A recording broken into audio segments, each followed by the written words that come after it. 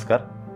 मी नितीन वावरे पाटील, राहणार सिडको, वाळूज महानगर 1 मधून आलो आहे आणि मी कॅनपॅक इंडिया प्रायव्हेट लिमिटेड ह्या कंपनीमध्ये असिस्टंट मॅनेजर पदावर काम करतो.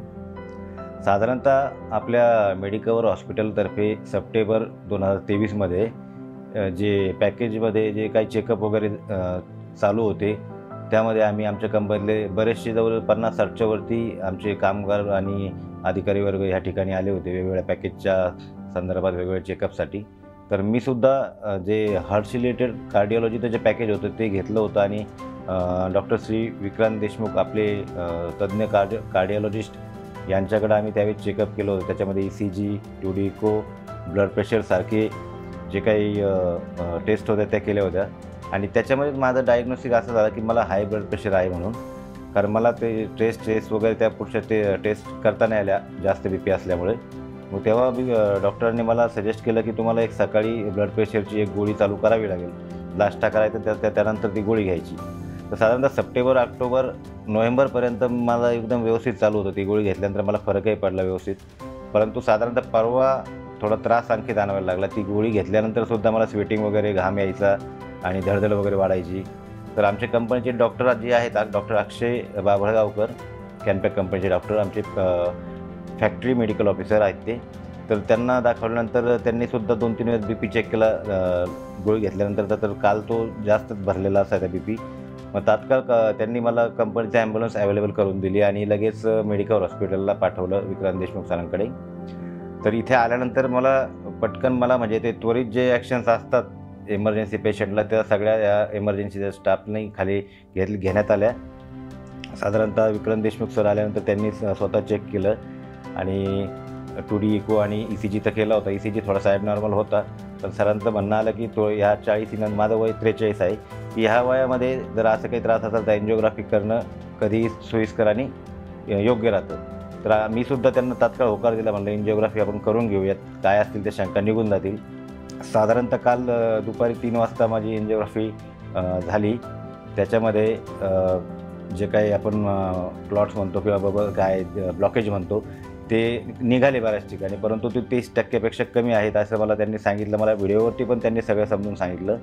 आणि त्यासोबतच माझं आणखी एका ठिकाणी ब्रिज होता, एका ठिकाणी एका वाहिनीला. तर तो ब्रिजसुद्धा त्यांनी दाखवला. तो ब्रिज माझा जन्मतःच असल्याचा त्यांनी सांगितलं, कारण तो असं मध्ये क्रिएट होत नाही, पण जन्मतः तो होता आणि तो आपल्याला ह्या एन्जिओग्राफीमध्ये लक्षात आला. त्यात तर सध्या ऑपरेशनची गरज नाही, त्यालाही टॅबलेट देऊन आपण रिकवर करू आणि जे काही तुमचं आता सध्याचं जे आहे ते जे 30%पेक्षा कमीचे जे आहेत क्लॉट्स ते सुद्धा आपण ह्या औषध गोळ्यांनी कवर होतील. आणि नक्कीच त्यांनी मला जे मनोबल दिलं की हे बरे होणारं आहे, फक्त तुम्हाला त्यासाठी या औषध गोळ्या रेग्युलर घ्याव्या लागतील आणि एक्झरसाईज वगैरे करावे लागेल. तर मी मान्यता दिली आणि ते 100% मी भविष्यामध्ये करेल. विषय आता बाकी मेडिकल हॉस्पिटलचा आहे. मी आमच्या कंपनीतले बरेच लोक याच्या अगोदरसुद्धा इथे ॲडमिट होते. त्यांच्याकडून आम्हाला असा फीडबॅक भेटला होता की खूप सुंदर हॉस्पिटल आहे, स्वच्छता खूप छान आहे, स्टाफ खूप छान आहे, कॅन्टीनही चांगली आहे. आणि आज मी कालपासून इथे ॲडमिट आहे. आज मी त्याचा स्वतः अनुभव घेतला. अक्षरशः मी माझ्याकडे माझ्या घरचे नातेवाईक म्हणा कुणालाही मी इथे येऊ दिलं नाही, कारण घरच्यांसारखी काळजी घेणारी माणसं इथं असल्यानंतर घरच्यांना कुणाला बोलवायची गरजच नव्हती. कॅन्टीनचं जेवणसुद्धा जे पाहिजे व्यवस्थित तसं जेवण होतं. तर हाऊसकीपिंग स्टाफसुद्धा यांचं तीनदा साफसफाई करणं की जे की इथं मला हॉस्पिटलसारखे नाही, हॉटेलसारखं एखाद्या वाटत होतं, 5 स्टार हॉटेलसारखं. आणि खूप सुंदर नर्सिंग स्टाफ आहे त्यांचा, एकदम कोऑपरेटिव्ह आहे. आवाज दिल्यानंतर, बेल दिल्यानंतर लगेच शांत हजर होतात आणि जे काय असेल आपले शंकेचं निरसन करतात. डॉक्टर्स तज्ज्ञ आहेत, सर्व तज्ज्ञ डॉक्टर आहेत. ते डॉक्टर पेशंटशी किंवा त्यांच्या नातेवाईकाशी कसं बोलावं हे मेडिकल हॉस्पिटलच्या डॉक्टरांकडून शिकायला पाहिजे खरं तर. कारण आम्ही सिडको वाळूज महानगरमधून आम्हाला आमच्या भागातसुद्धा हॉस्पिटल आहेत. त्याच्यानंतर आम्हाला रस्त्याने येताना येईपर्यंत भरपूर सारे नामांकित हॉस्पिटल आहेत. आम्ही गेलेलो सुद्धा आहे त्या ठिकाणी आतापर्यंत.